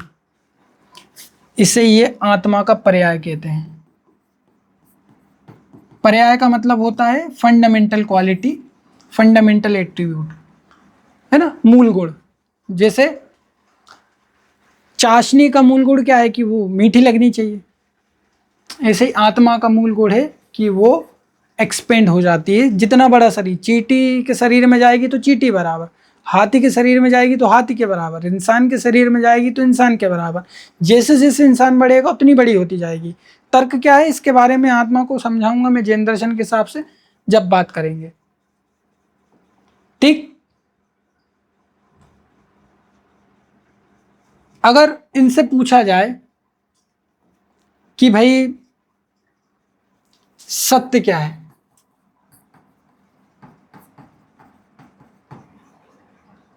क्या सत्य शाश्वत है, इटर्नल, यह सत्य परिवर्तनशील है,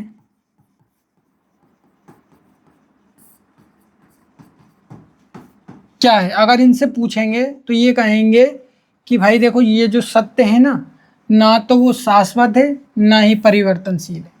सत्य वह है जो परिवर्तनशील भी है, जो शाश्वत भी है, मतलब जो नित्य भी है और अनित्य भी है, और जो नित्य भी है। अगर ये है तो हम उसे सत्य कहेंगे। जैसे बुद्ध ने कहा कि सत्य कैसा होता है, सत्य अनित्य होता है। बुद्ध ने क्या कहा, सत्य अनित्य है, अनित्यवाद सत्य है, या क्षणिकवाद सत्य है। एक क्षण मात्र के लिए सत्य प्रकट होता है, खत्म होता है, नई चीज बनाता है, फिर एकमात्र क्षण के लिए सत्य आता है, फिर चला जाता है, ठीक। अभी कुछ दिन पहले मेरे पास एक फ़ोन आया था, मेरे स्टूडेंट है, अभिषेक नाम है उसका। उसने भी मुझसे पूछा कि भैया ये जो सत्य है ये है क्या। तो वेदांत क्या कहता है, वेदांत कहता है कि भाई ये जो सत्य है ना, ये अगर तीनों कालों में, मैंने उसको ये समझाया था, अगर वो क्लास देख रहा होगा तो वो मुझे कमेंट करके बताएगा। तीनों सालों में, मतलब भूत में बीता हुआ साल, और ये वर्तमान का जो साल है, और आने वाला जो साल है, मतलब तीनों समय में, हर टाइम पीरियड में जो चीज़ सामान्य रहती है, जो चीज़ एग्जिस्ट करती है, जिसमें कोई परिवर्तन नहीं होता, उसे हम सत्य कहते हैं, और वो है ब्रह्म। ये किसने कहा है, ये वेदांत दर्शन ने कहा है, ठीक, स्पेशली अद्वैत वेदांत ने। बुद्ध ने कहा कि भाई सत्य वह है जो परिवर्तनशील है। देखो कितना विरोध है दोनों में।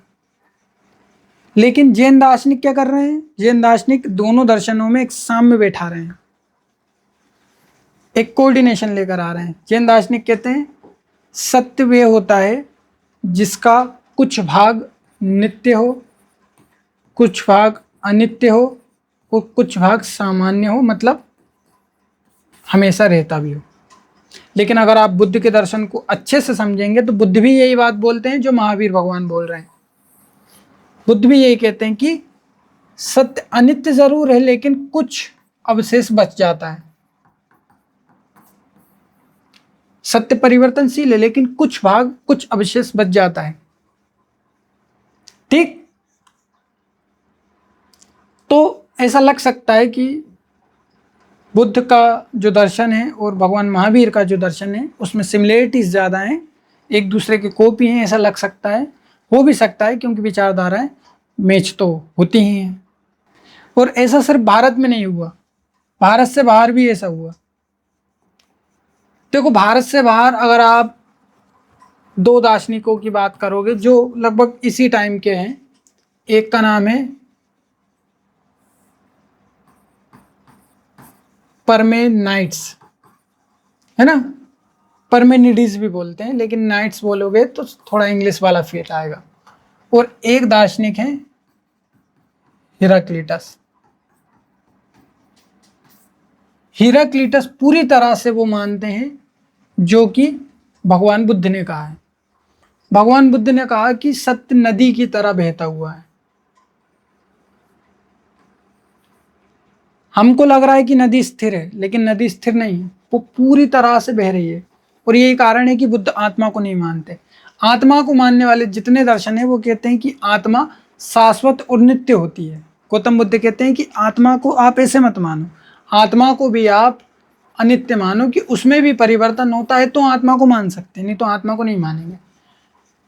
तो गौतम बुद्ध कहते हैं अगर आप इस पॉइंट पर देखोगे, इस पॉइंट पर, तो लगातार नदी इस पॉइंट से बहकर निकल रही है और ये पॉइंट लगातार बदला रहा है, ये धार लगातार बदला रही है। आपको लग रहा है कि वो नदी वहीं है, लेकिन नदी लगातार बदल रही है। सेम टू सेम बात हेराक्लिटस ने कही, वो बिल्कुल यही उदाहरण के साथ कही नदी वाली, जो कि भगवान बुद्ध ने भी कही। इधर परमेनाइट्स का कहना था कि संसार नित्य है, इसमें कोई परिवर्तन नहीं किया जा सकता, इसमें जो कुछ है वो पूरी तरह से फिक्स है, कोई परिवर्तन नहीं किया जा सकता।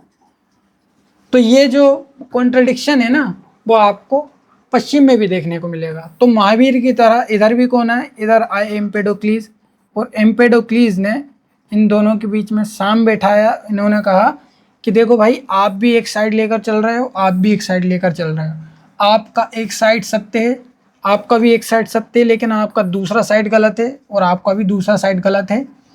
सत्य नित्य भी है, अनित्य भी है, ठीक है। कुछ चीज़ें जो बदलती भी है, कुछ चीज़ें जो नित्य भी रहती, कुछ चीज़ें जो नष्ट भी होती, कुछ चीज़ें जो नष्ट नहीं भी होती है ना।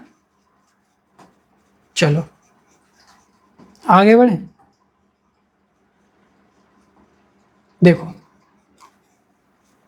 ये है भाई अप्रत्यक्ष एवं प्रत्यक्ष ज्ञान। ये ज्ञान के दो प्रकार हैं। ये क्या है, ये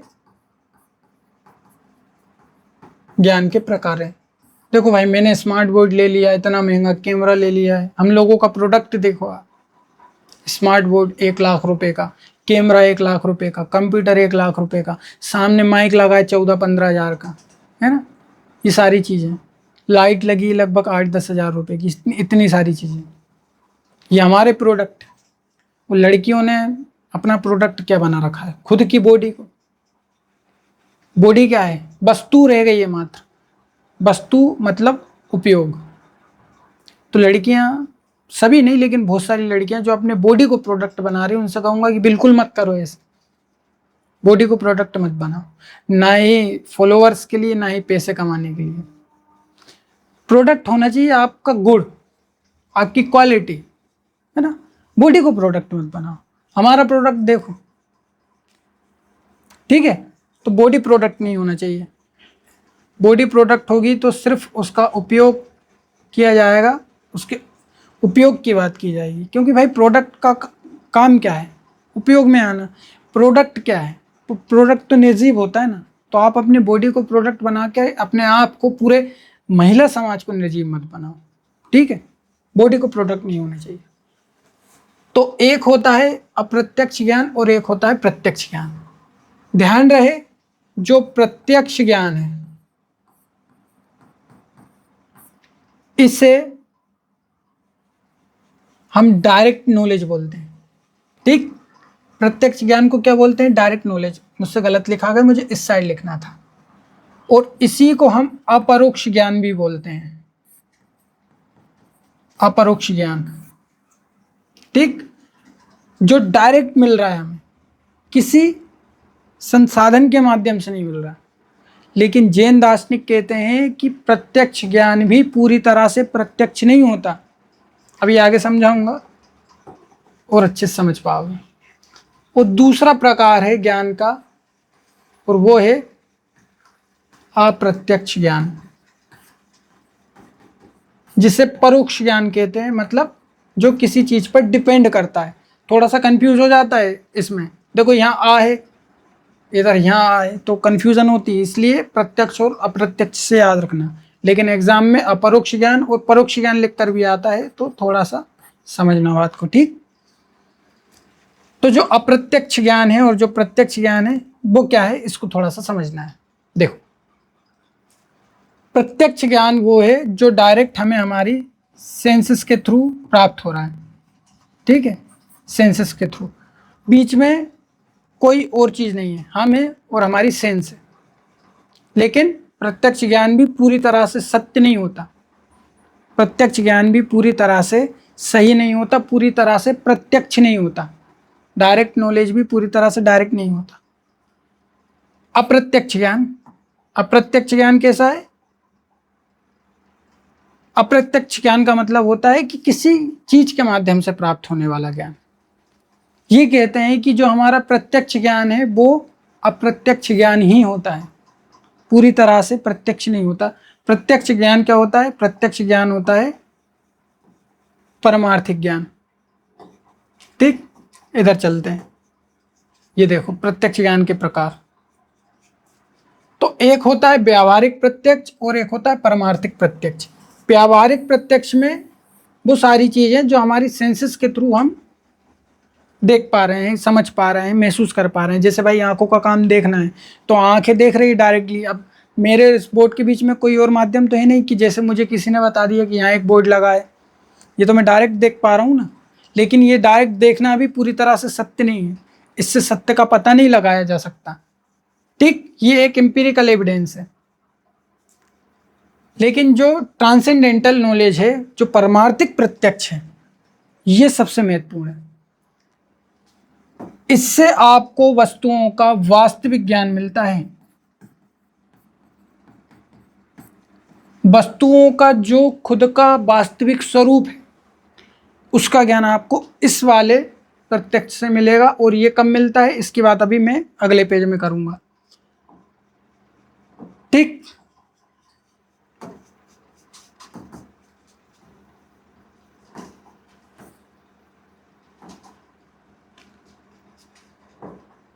देखो मति और श्रुत, इसको थोड़ा सा समझ लो, फिर इसके बाद हम परमार्थिक प्रत्यक्ष के प्रकार समझेंगे।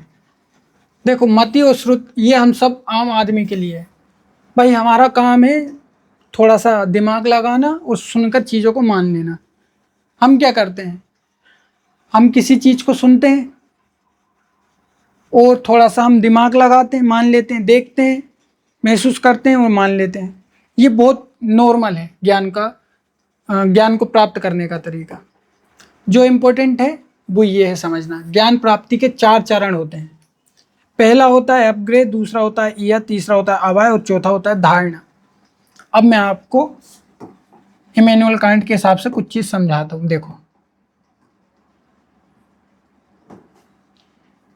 कांट ने कहा था कि 2 प्रकार के फिनोमिनास होते हैं, एक होता है नोमेना और एक होता है फिनोमेना। नोमेना और फिनोमेना। नोमेना जो होता है वो वास्तविक सत्य है जिसे कभी भी पता नहीं किया जा सकता। नोमेना मीन्स वास्तविक सत्य जिसे कभी भी पता नहीं किया जा सकता, कुछ भी कर लें पता नहीं कर सकते। लेकिन जैन दार्शनिक कहते हैं हम इसे पता कर सकते हैं। और फिनोमेना वो है जिसे हम पता कर पा रहे हैं, लेकिन जो सच नहीं है वो झूठ है। तो जैन दार्शनिक क्या कहते हैं, देखो 4 स्टेप्स होते हैं। सबसे पहला है अवग्रह या परसेप्शन। सबसे पहले अगर हम किसी वस्तु को देखते हैं तो हमारे मन में ख्याल आता है कि कुछ है, ये पहला स्टेप है। दूसरा, हम इंक्वायरी करते हैं। पहला स्टेप्स क्या है कि कुछ है। दूसरा, हम इंक्वायरी करते हैं कि शायद XYZ है ना, हम शायद लगाते हैं और पता करने की कोशिश करते हैं। तीसरा है जजमेंट, हम जजमेंट लगाते हैं। तीसरा क्या है, जजमेंट, हम पक्का कर लेते हैं कि हाँ ये चीज़ है, ठीक है, हम जज कर लेते हैं चीज़ को। और चौथा होता है मेमोरी। जब हम इसे पता कर लेते हैं तो ये हमारी मेमोरी में एक अनुभव बनकर क्या हो जाता है, सेव हो जाता है। ये 4 प्रकार के चरण हैं, है ना, हम सेव कर लेते हैं उसे एक मेमोरी ग्रुप में। जैसे भाई हमने पहली बार सोनी का कैमरा देखा, पहली बार जैसे मैंने ये बोर्ड देखा तो मुझे पता है ये बोर्ड है, ठीक। पहली बार हम किसी वस्तु को देखते हैं तो डायरेक्ट नहीं बता पाते वो क्या है, तो हम क्या करते हैं, हम सोचते हैं कि कुछ है, फिर हम शायद लगाते हैं कि ये हो सकता है, फिर हम थोड़ा सा मति को लगाते हैं और लास्ट में हम उसे मेमोरी में सेव कर लेते हैं। यही करते हैं ना हम, इसके अलावा तो और कुछ नहीं करते। तो ये 4 चरण होते हैं ज्ञान के, ठीक है। तो मति और श्रुति ज्ञान 2 प्रकार के होते हैं। एक होता है सेंसरी, मतलब जो हम हमारे सेंसेस के थ्रू डायरेक्ट एब्जॉर्ब करते हैं, डायरेक्ट हम पता करते हैं, ठीक है। और एक होता है स्क्रिप्चुअल या कम्युनिकेटेड या वर्बल, भाई किसी ने हमें बताया, ये कैसा ज्ञान है, ये सुना हुआ, हमने किताब में पढ़ा, ये कैसा ज्ञान है, ये स्क्रिप्चुअल ज्ञान है। तो ये हमें कैसे मिल रहा है, ये भी हमें हमारी मति और शुद्ध से मिल रहा है, ठीक। आगे बढ़ते हैं। एक चीज रह गई यार, लगता है मैं एक पेज डिलीट कर दिया मैंने, चलो एक पेज की बात कर लेते हैं। वो है परमार्थिक प्रत्यक्ष के प्रकार। मैं यही समझा देता हूं। परमार्थिक प्रत्यक्ष के प्रकार, इसको समझ लो। देखो परमार्थिक प्रत्यक्ष भी 3 प्रकार के होते हैं। एक होता है अवधि, एक होता है मन पर्याय, और एक होता है केवल या केवली ज्ञान। देखो अवधि का क्या मतलब होता है, मैंने अभी आपको बताया ना कि प्रत्यक्ष ज्ञान भी पूरी तरह से प्रत्यक्ष नहीं होता। ये कौन मानते हैं, जैन दार्शनिक। आपने किसी चीज को देखा है, जरूरी नहीं है कि वो पूरी तरह से सत्य हो, ठीक। परमार्थिक ज्ञान मिलने पर ही आप किसी चीज को पूरी तरह सत्य बोल सकते हो। ऐसा क्यों है, अभी मैं आपको इसके बाद समझाता हूँ। अवधि मतलब जब आप योग साधना करते हो तो एक अवधि के बाद आपको एक ऐसा नॉलेज मिल जाता है जिससे आप वस्तुओं की वास्तविक स्थिति का पता कर सकते हो, ठीक। ये कुछ अवधि के बाद मिलता है, इसलिए इसे अवधि ज्ञान बोलते हैं। मन पर्याय, ठीक। मन पर्याय मतलब ऐसा ज्ञान जो हमारे मन से परे हो, ठीक। जैसे भाई भूत, भविष्य और वर्तमान, इसकी पूरी घटनाओं को जान पाना, ये दूसरा स्टेप है परमार्थिक प्रत्यक्ष का। तो तीसरा स्टेप है केवल, जहां पर हमें अनंत ज्ञान प्राप्त होता है। जो हमारे कांट साहब कह रहे थे कि भाई हम परमार्थिक ज्ञान को नहीं पहचान सकते, हम नोमेना को नहीं पहचान सकते, जैन दार्शनिक कहते हैं इसे भी पहचाना जा सकता है और पूरी शक्ति के साथ, पूरी वास्तविकता के साथ पहचाना जा सकता है। ये होता है केवल ज्ञान मिलने के बाद, ठीक है। आगे बढ़ते हैं।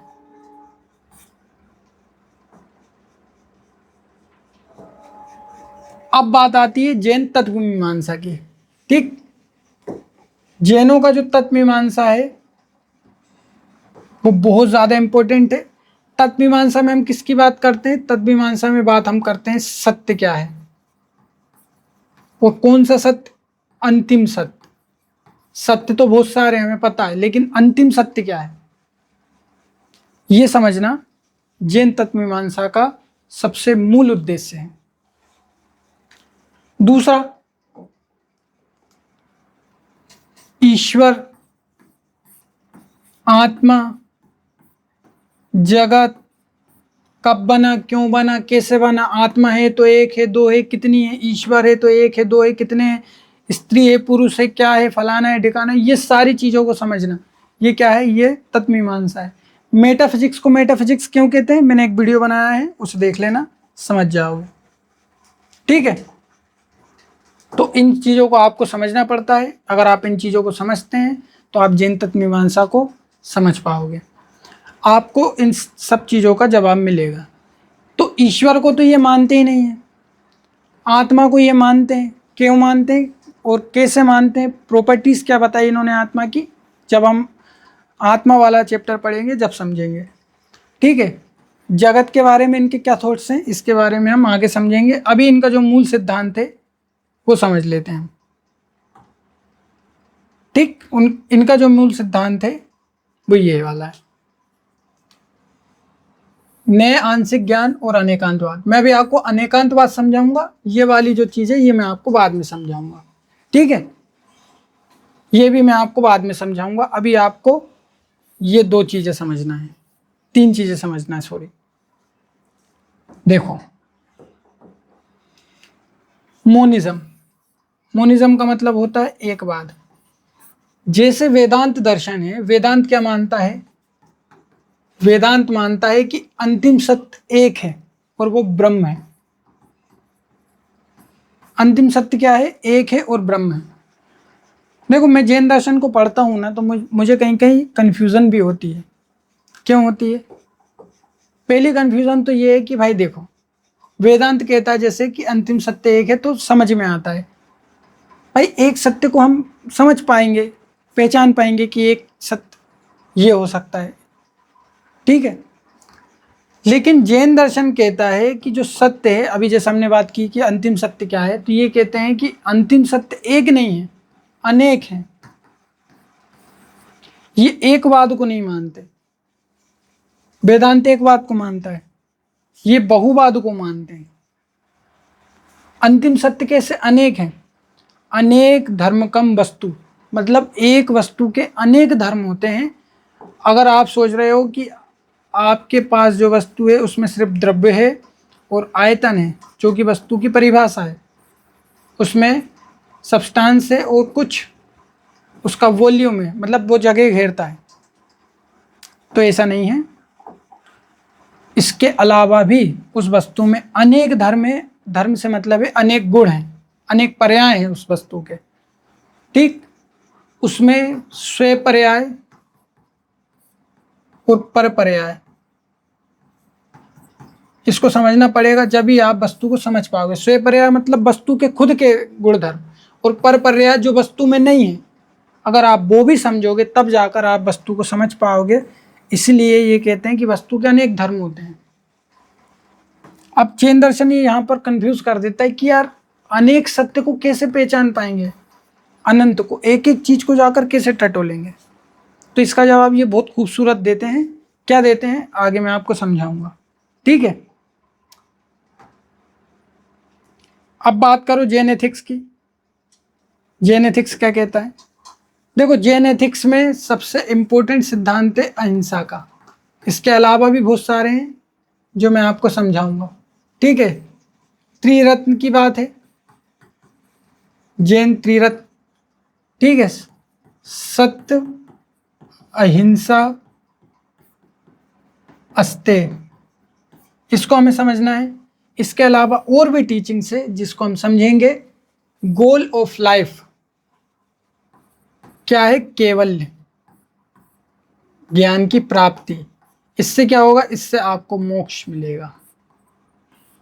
लाइफ को ऑप्टिमाइज करना है ना, ऊपर उठाना, ये जीवन का उद्देश्य होना चाहिए। ये कौन कहते हैं? ये जैन दार्शनिक कहते हैं।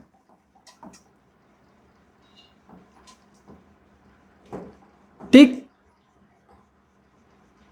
शादवाद और पाश्चात्य दर्शन ये हम आगे समझेंगे। यहाँ जैन दर्शन खत्म है अभी। तो ये थी इंट्रोडक्शन क्लास। अब आगे की जो बातें हैं वो हम अगली क्लासेस में समझेंगे। बड़ा मज़ा आएगा। इतनी लंबी क्लास हो गई है, चैनल को सब्सक्राइब करना और वीडियो यार पूरे देखना। ठीक है, मिलते हैं नेक्स्ट क्लास में। यहाँ तक जो बातें मैंने समझाई है उन्हें आप मेरे हिसाब से अच्छे से समझ पाए होंगे। अगली क्लास में शादवाद और पाश्चात्य दर्शन को समझेंगे और फिर हम मेटाफिजिक्स, आत्मा, ईश्वर, इन सब के बारे में समझेंगे। बड़ा मज़ा आएगा। अभी तो मैंने सिर्फ आपको एक इंट्रोडक्शन दिया है, ब्रीफ इंट्रोडक्शन। अभी तो बहुत कुछ बाकी है जैन दर्शन में समझने के लिए। ठीक है, मिलते हैं सभी को मेरी तरफ से। जय हिंद।